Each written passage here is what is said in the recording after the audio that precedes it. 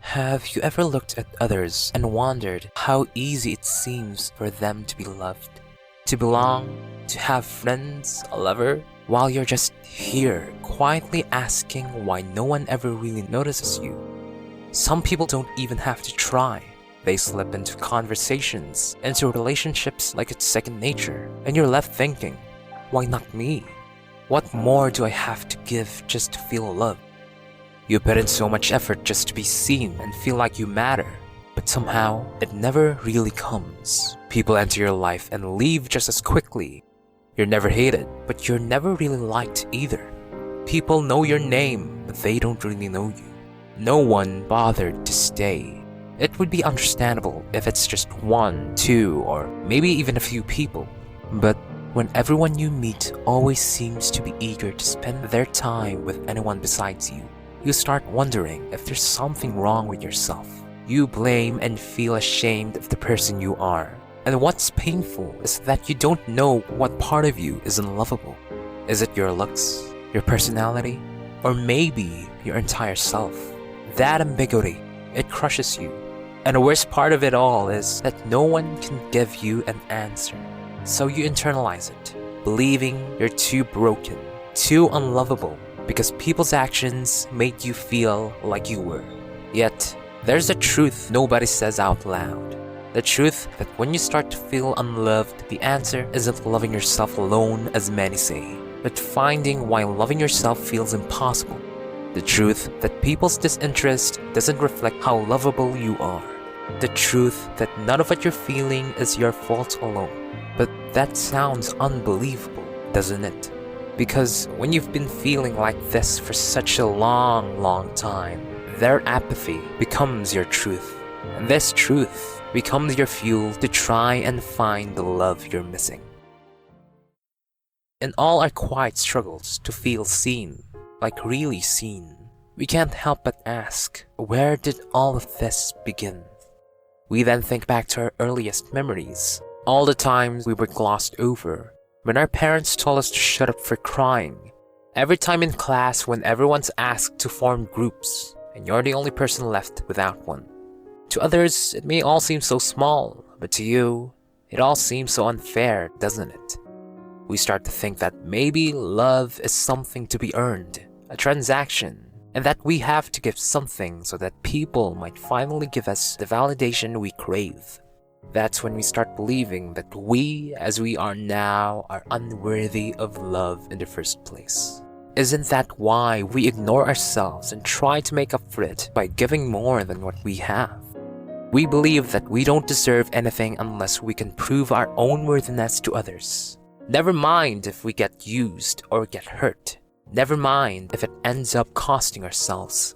Because even in that way, it feels like we kind of matter, right?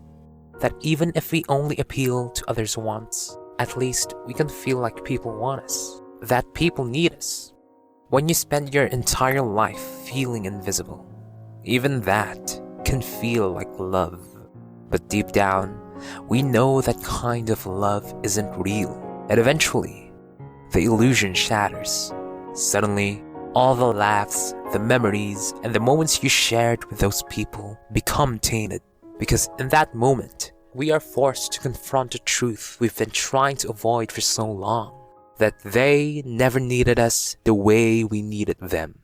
They never begged us to stay in their lives like we begged them to stay in ours. They never came looking for us to tell us their day wouldn't be complete without us. Those realizations, the heavy truth, start sinking in. We were never their first choice. And maybe we're not even a choice at all. They can live their lives perfectly fine without our presence. And if that's the case, then what does that make us? A pest? An annoyance? An afterthought?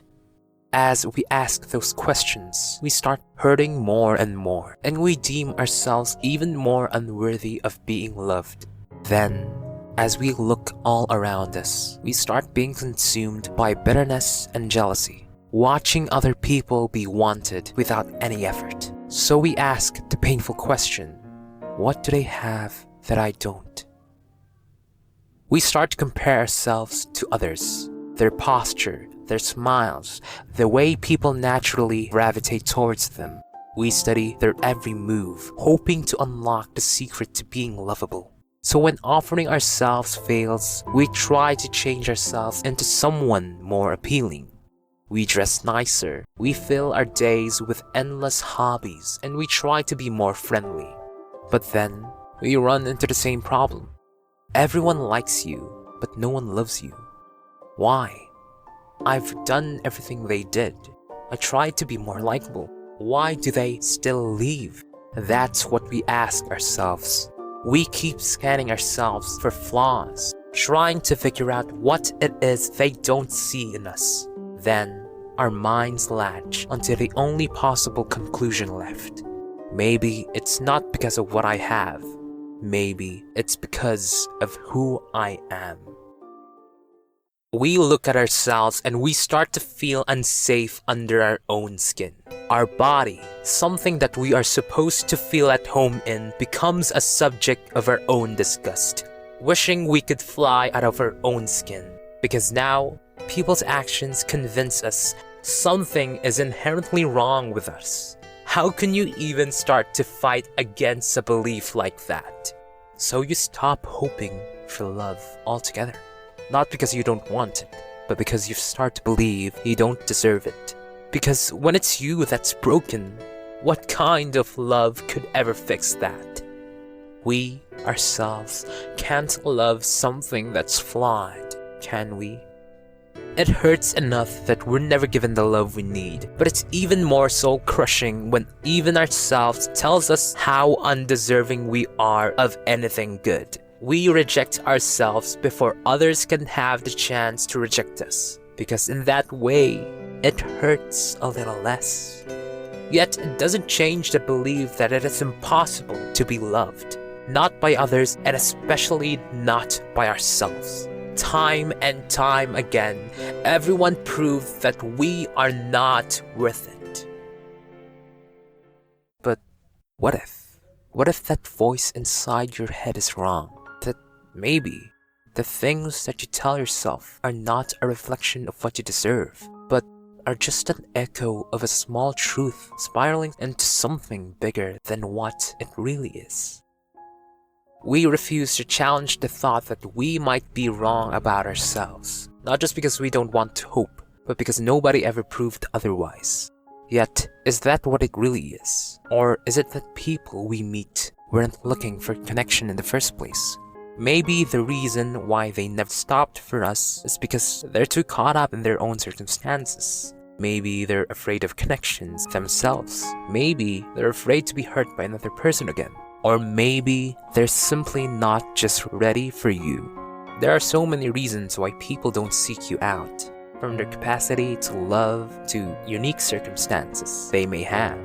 But regardless of reason, the fact we must learn to accept is their limitations and their preferences are not our fault. Because sometimes it's not about you, it's about them. And yet, that's not enough, isn't it? Because no matter the reason, the fact remains that not a single one of them ever tried to reach out. So, does that mean that everyone we meet just isn't ready? How do we believe that it's not our fault when every single time they're doing the same thing? Maybe there's some truth in what we say, that we may be unlikable. Maybe it's not about them every time, but us. But even if that's the case, that doesn't mean we only have ourselves to blame. Our earliest forms of rejections plant seeds of doubt, shame, and guilt within us. And those seeds, they bear fruit, affecting the way we approach relationships, friendships, and connections. We never give anyone the chance to love us. And maybe that's why no one does. One might say you must love yourself first before anyone can. But it goes a little deeper than that. Forcing to love yourself as you are isn't the answer. It's finding out why it's so hard to do so. Whenever you try to imagine being with someone like you, and you try to love them, you feel uncomfortable, don't you? That's shame. shame for being the person you are, shame for being inadequate. So when people try to tell you to just love yourself, it never works because there's always that lingering shame. So maybe the answer isn't loving yourself right away. It's learning to be comfortable with the fact that not everyone would love you for who you are, and that's okay. So then we can begin unlearning all the things we told ourselves. The reason loving yourself feels impossible isn't because you're broken. It's because you're still carrying the guilt and the pain from not being loved by others. And no one ever told you that their silence isn't your fault. So now, even if love is still far away, may you learn to uphold this one truth. You were never unworthy of love.